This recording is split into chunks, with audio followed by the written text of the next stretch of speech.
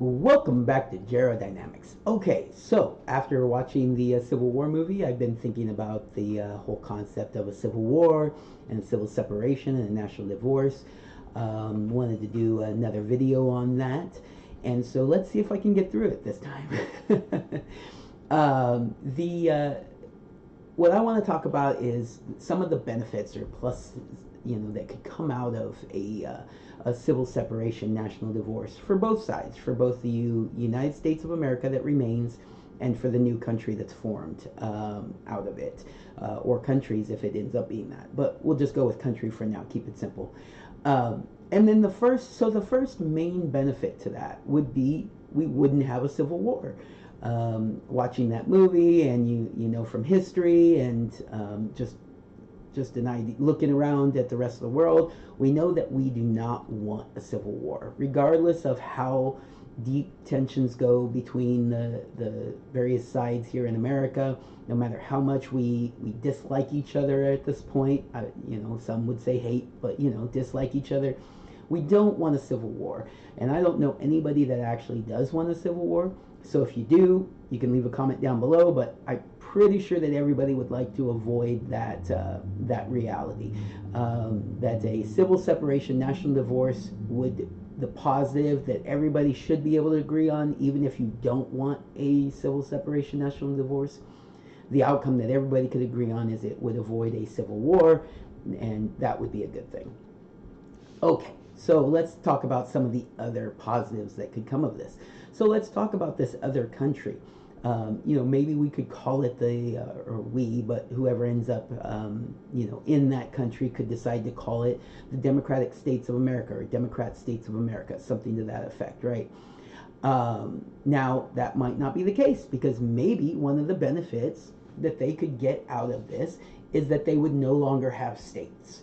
That it would be one country, maybe divided up into counties if you wish, but it wouldn't be separated by states. There wouldn't be the separation of powers that relegates powers to the states that aren't relegated to the federal government. I know that's something that they would probably like to see happen. It would make it easier to implement their policies nationwide if there are no states that should be vying for power between the states and the federal government.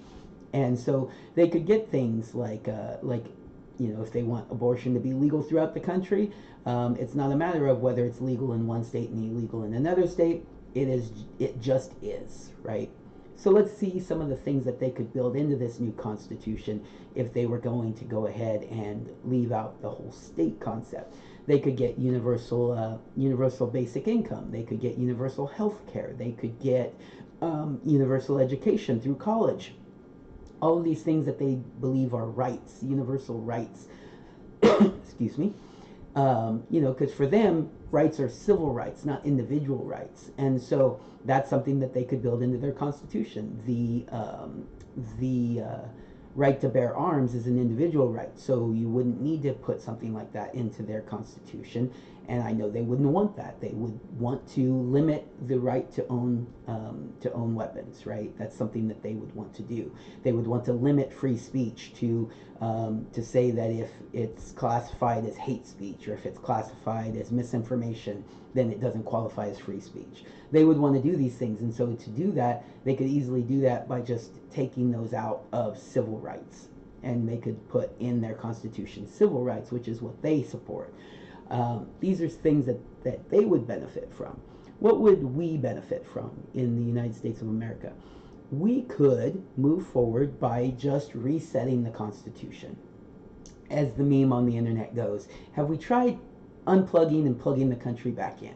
That's basically what we would be doing, and that would be one of the huge benefits of a civil separation. We could go in and we could say, you know what? We're resetting the Constitution back to the founding. You have the 10 Amendments that were the Bill of Rights, and you move forward from there. You could do something like that. Then you could also say, okay, so all of the rest of the amendments that have already previously been passed, we could go through and amendment by amendment, repass them, or maybe make it where if it's already amendment, then we'll just have an up or down vote. Maybe get the Congress and the president in play, get them elected, and then have it go through Congress, and then if it's signed off by the president, it is an amendment that is re-added back into the Constitution. So we could go through and do each one and take a look at each one again in a modern context. And if it's something that doesn't work in its original context, and we want a variation, then we could move forward and add it as we would add any other amendment. So you would go through and you would say, is the 11th Amendment something that we want to put back into the Constitution? Some of the easy ones that you could say would be eliminated would be the amendments having to do with the making alcohol illegal and then making alcohol legal again. They cancel each other out. Neither one of those are needed in the Constitution, and so you could move forward without having those amendments in the Constitution. Maybe we would want to get rid of the amendment that changed the Senate from being elected by the state legislatures to a popular vote within the states. Where each state gets 2 senators and it's voted on by a popular vote. We could reverse that and push it back to the state legislatures as it was originally intended. The income tax amendment. Maybe we do not want an income tax as part of the Constitution. Maybe we would like to move forward with different iterations of tax or no tax at all if there was a way that we can settle on resolving national finances and debts without having a tax-based system. There are different ways to look at that, but first and foremost, we'd have to figure out what our Constitution is moving forward. And so that's what we could do. We could go through and say this amendment works, this amendment doesn't work, and we are going to move forward with this one and get rid of this one. That sort of thing. Then, as a part of the process, we could also say, okay, now that we've decided which of the previous amendments are going to continue on with the new Constitution, we can take a look at adjusting some. So if there was an amendment that we were like in its current written form and the way that it's been interpreted over the years, we do not want to implement that, but we do want something similar, and we could reword it.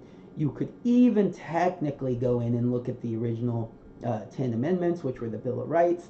I would definitely say that those would need to be passed as full amendments. You'd have to go through the process laid out in the Constitution, passing them as amendments.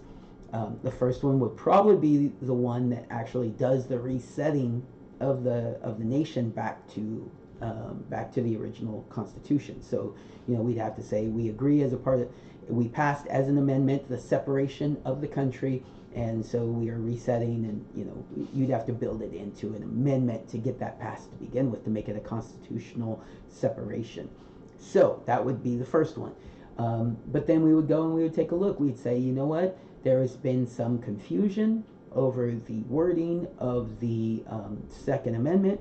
We can go in and we can make it a lot more clearer to a more modern audience, where there are no limitations allowed on the right to own weapons, to bear arms. There wouldn't be any confusing language in there. Not that most of us are confused by the language in there, but it's been used to allow for other people who are confused about it. So maybe we can make those more clear, or at least update the language in certain circumstances. We don't want to get rid of all of that though, because that is what brought our country together. That language, that beautiful initial language that was used in the Constitution. We don't want to get rid of all of our history, but maybe we could clarify some of them. We'll see, right? Some of the things that we could do as a benefit for the United States is move forward with a balanced budget amendment, where we could go in and we could say, you know what, yes, Congress has the power of the purse, but we need to rein them in. We could say, you know what, you can't pass a budget that doesn't have the ability to be adjusted based on revenue. We do not want to go into debt anymore, and so we want to make sure that our budget is representative of the revenue coming in, and how that revenue is generated is another topic that can be discussed, but we definitely don't want to allow for us to go into future debt, because one of the things we're going to have to figure out as a country, there's no way we're going to be able to separate the United States and this new country without separating the debt. We're going to have to go in and we're going to say, how are we dividing it? Are we dividing it 50-50? Are we dividing it based on population? Are we dividing it based on the number of states or partial states that are going to go with the new country? How are we going to divide it up? Because there's going to be no way to come to an agreement. There's no way that we can come to an agreement by saying one country has to hold 100% of the existing debt. So it would probably be something that would be divided. And so let's just pretend we're going to divide it 50-50, right? So the United States of America now starts out with an existing amount of debt, but we also pass a budget that says no new debt.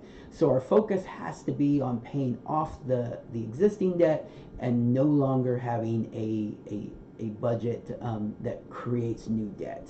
And so something like that could be done where we would have, we could implement some temporary taxes or some temporary programs that would be used to pay off the debt.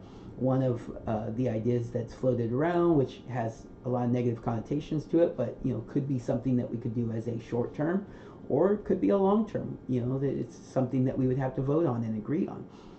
Is doing a national lottery, that's used to pay off the country's debt, but also someone wins, right? So a portion of the proceeds from the lottery goes to the winner, a portion of the proceeds goes to debt, and we do that until the debt's paid off, or it continues on after that, and that fund goes to something. I know that a lot of the lotteries are supposed to go to schools, and some people don't really believe that happens, but that's something that would need to be relegated and regulated, and make sure that this is something that we actually stick to. And maybe we vote on renewing it every so often. If we don't feel like it's something that's been benefiting the country, or it's something that's been used effectively, we could get rid of it moving forward, or we can keep it and continue to do something with those funds. There's the idea of constitutional term limits. So that's something we can definitely take a look at, and would most likely be one of the benefits that would come from this. We could go in, we could say, what? Career politicians, we need to do multiple things to eliminate the idea of career politicians. The first being just limit their terms. We already have a term limit on presidents. We would probably keep that. So presidents have a term limit. We may need to change it though, because if we're going to say that we have term limits on Congress, we're going to have term limits on the House of Representatives, term limits on the Senate, term limits on the president. We'll also probably have a term limit on Supreme Court justices. So you could say Supreme Court justices don't have multiple terms. They have their one term, but it's only for 20 years, whatever it ends up being. Or we could say, in general, we could go and we can say the term limit for politicians is 20 years. So you're either going to be, in the House and the Senate, and then you can be president for a term, but that's it, and so we'd have to figure out the exact numbers of that. We could say it's a term limit as a politician, right? That's a possibility. Or you can just say House of Representatives has a term limit of so many years, Senate has a term limit of so many years, President has 2 term limits, Supreme Court justices have this many term limits, and if someone is able to happen to bounce from one to another, then then obviously they get the benefit of that. But I think maybe it'd be a good idea to put a term limit on their career as a politician. So that's something to think about. That's a positive that could come of it. So no future debt, no career politicians, balanced budgets, getting rid of the state senators being elected by the popular vote. We could strengthen the Second Amendment. We could go in and say that States really do have powers that aren't given to the federal government, right? So if it's not given to the federal government, then the states have the power, right? That's already in the Bill of Rights, but we could strengthen it, and say no future amendment could offset the power of the states to the federal government. Maybe that'll work. I don't know. We can. I know one of the ones floating around is an amendment having to do with food production. That we shouldn't have the government limiting the ability to produce food. We could go in and we could say, the federal government has no authority over the education system. We could say that the federal government has no authority over transportation. There's different things that we could say, and try to limit the power of the federal government even more, kind of along the lines of what the original intent of the Constitution was. We could strengthen our laws. We can strengthen the idea that you have these rights and these freedoms, but if you violate them, then there will be consequences. It's not as flexible in allowing criminals to start becoming taking care of criminals while harming people who are not criminals. Squatter rights, get rid of those. Afuera. There's multiple things that we could do that would benefit this country, and then we could take a look. We could take a look at how our country versus the new country fares. Who's more successful? What country moving forward has a better track record? Maybe even could build in a system where we can reconsider reunification down the line. Doubt that would happen, but maybe the other country finds out that their ideas and their policies don't work as well as they think, or maybe we do.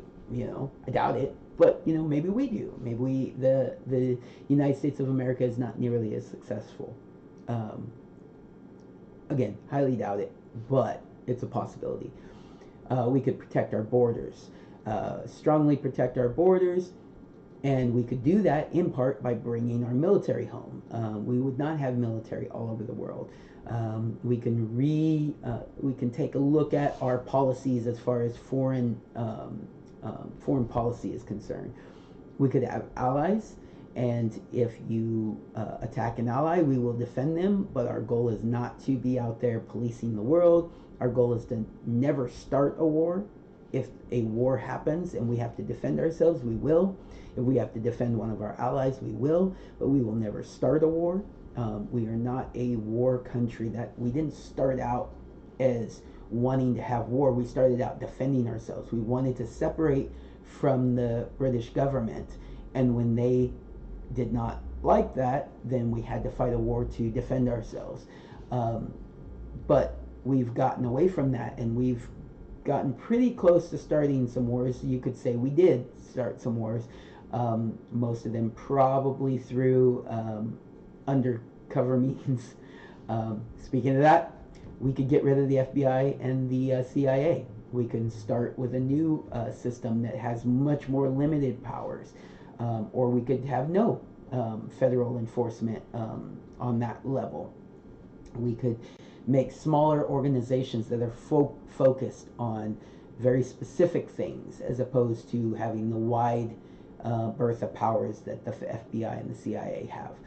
All of these things are possible benefits that could come for the renewed country of the United States of America. And the new country also would have a lot of benefits. They wouldn't have to worry about dealing with the fact that abortion is a states' rights issue. They could go in and they could say, abortion is the law of the land. Universal health care is the law of the land. And they can, start the country in their eyes, rather than constantly battling the Constitution, which they don't believe in to begin with. They can get rid of the Constitution, they could create a new Constitution, and they can create a new form of government moving forward. We would continue to hold the the representative form of government, a constitutional republic with a representative form of government that's in some cases democratically elected and in some cases represented or elected by representatives, such as the Senate being elected by the state legislatures and the president being elected by the Electoral College. But the House of Representatives is voted on in a popular vote, so it's a democratically elected body. Still a representative body, they represent the will of the people. That's something else that, I think this is how I want to end this video, because I think the video is getting a little long. We could do away with political parties. Now, keep in mind, you don't want to violate the Constitution to do this. So you don't want to say that people don't have freedom of speech. You don't want to say that people can't peacefully assemble. So by saying that, you can't get rid of political parties altogether. People will form political parties. There's nothing we can do about it other than encourage them not to do it. But what we could do is say that political parties do not have direct involvement in our elections. So when you go to the voting booth and you vote for a candidate, you're not voting for Donald Trump the Republican. You're voting for Donald Trump the businessman. You're not voting for Joe Biden the Democrat. You're voting for Joe Biden the senator. Right? I think he was in the Senate right before. Yeah, he was in the Senate before becoming president. So you're voting for Joe Biden the senator. Now if you're knowledgeable and you follow it, you'll know that Joe Biden is a Democrat and Donald Trump is a Republican. These are just our current examples, right? But it wouldn't say it on the ballot. And they wouldn't be put on the ballot by a primary. Well, they could be put on the ballot by. Parties could nominate a candidate if they want to, but that's not how they get on the ballot. They get on the ballot through a system where anybody could get themselves on the ballot. Some system that we could create, but you're not going to be immediately put on the ballot just because you are the nominee of the political party, right? And your political party will not be a part of the ballot. It will not be a part of the debate. Everybody will be able to debate. They'll have to streamline it down because there'll probably be too many candidates. But you could streamline it down to the top, the top 5 candidates or 10 candidates, who are polling. You could maybe even get rid of polling. You could do periodic elections leading up to the main election, and you just narrow down the candidates. That would be another way to do it. Either way, we would eliminate the political parties from the electing system because they have too much power, and people, politicians, feel like they are representative of their political party, not of their constituents. We see that all the time now. You see voting blocks, mostly Democrats, but Republicans do it too. Democrats are much more notorious for sticking with their voting block, but it is something that happens on both sides, and so they vote based on what their political party tells them to vote for. And instead, we would have people that are beholden to their constituents. So they would come to Washington, D.C., and they would say, look, I get that we are in the same political party and you would like me to vote this way, but the people back home, they're the ones who elect me and they do not want me to vote this way, so I'm not going to. And if I did, then they would be able to get rid of me because political parties would have less power over the system, right? That's, kind of like our like the ultimate way, or you think that would be a great thing. And that's, maybe it wouldn't work out as well as I think, but I think that's something we should strive for. All right, but let's say that political parties do maintain their power.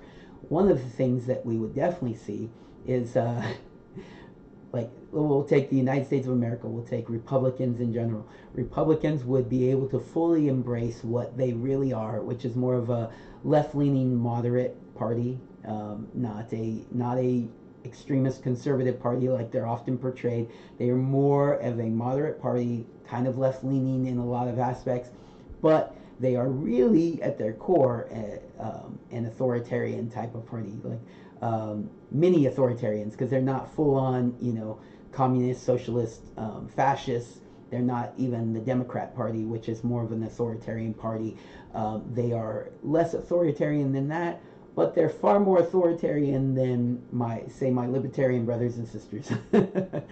And so we would see that the left-leaning party in the United States of America would now be the Republican Party, and then you would see more like a libertarian party on the right side of things, and then you would probably see some even further to the right than that, more like an anarchist type party, not like anarchy, like punk rock anarchy or burning down things anarchy, but more like we want so little government that I'm running to be a politician so that I can do nothing. Kind of like that concept, right? And then further to the left, there'll probably be a few people that end up still in the United States of America that are more left-leaning than even, say, Republicans. But honestly, they wouldn't have a whole lot of power in this new country. That's kind of how that would work. They would be extreme. They are extremist when it comes to the Constitution, and so they would be considered an extremist party. They would have a right to exist. They would have free speech. They would have a right to peacefully assemble. Peacefully, mind you. That's something else that we could address is non-peaceful protests and how that should be handled, because we do have a right to protest, but we don't have a right to impede traffic. We don't have a right to burn buildings down. We don't have a right to trespass into the House of Representatives or the Capitol building. We don't have a right to attack police officers during a protest. The things that they actually did wrong on January 6th, not an actual not a coup, as some people like to say. It wasn't a coup. It was a violent protest that got out of hand, and we definitely would not want to allow that moving forward. You have the right to peacefully assemble, though, so if you would like to protest outside of the Capitol building, you're more than welcome to. But if you start getting violent, if you start attacking police officers, burning buildings down, vandalizing, you got to go. If you're trying to block traffic, you got to go. Now, mind you, I don't think that the punishment should be severe, but the punishment should be dispersal, at least, right?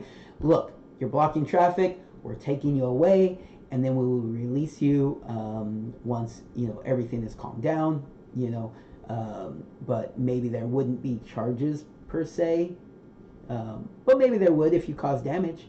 If you vandalize a building, there's charges that go along with that. It has nothing to do with your protest. It has to do with the fact that you damaged the building. If you cause someone to get hurt, there's going to be charges to be associated with that. I don't want to limit free speech. I don't want to limit protesting. Those are core values of this country. But it's gotten out of hand to the point where people are doing things that are detrimental to other people, right? But anyways, going back to the political parties. So, in this country, we would see more of a left-right split between Republicans on the left and Libertarians on the right. In the Democrat country, you would see the Democrat Party would probably move towards the right. If I'm being completely honest, you're going to see the Democrat Party move towards the right. Not really a right-leaning party, more of a moderate, closer to a moderate, but still left-leaning. And then you would see a more progressive party form. Or the Green Party would take that position, whatever it ended up being. That's probably what you would see happening in that country. You would see, a political party more focused on the typical, I want to govern Democrats that want to have as much power as possible, and then the progressives who are more extreme in their ideas of what they think that the government should be giving to the people, that sort of thing. That's something you could definitely see in the new country that's formed, and a benefit for them because that's something that they embrace. That's something that they would like to see happen, and they can handle that any way they would like. I wouldn't want to be a part of that. Obviously, I would want to stay as part of the United States of America, And depending on how the country split up, I may need to move to be able to allow for that because I live in the Central Valley of California. If we did really divide it up by state lines, I would be kind of stuck and I would need to move. But if we were able to divide it up by counties, I could see the Central Valley of California being incorporated into the United States of America, because it's surrounded to the north and south by large cities that are very progressive, but it itself is more of a moderate to conservative area of California. And you could see, if in that case, I would be very happy with that, because then I could stay where I am, and still be a part of the United States of America. And, yeah. All right, I think that was a long, healthy discussion on this. I think I got a lot of points across that I wanted to get across.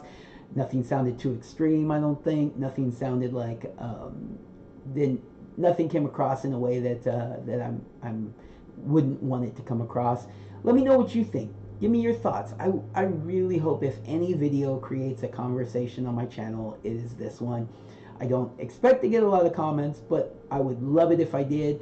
And if you have a comment definitely against me, that's fine. I would love to see it. If you have a comment that's in for, or you favor this idea, but you disagree with some of the points that I made, please leave a comment down below. I would love to make a follow-up video talking about comments. And yeah. All right, everybody. Hopefully you enjoyed this one. Take care. Have a good day.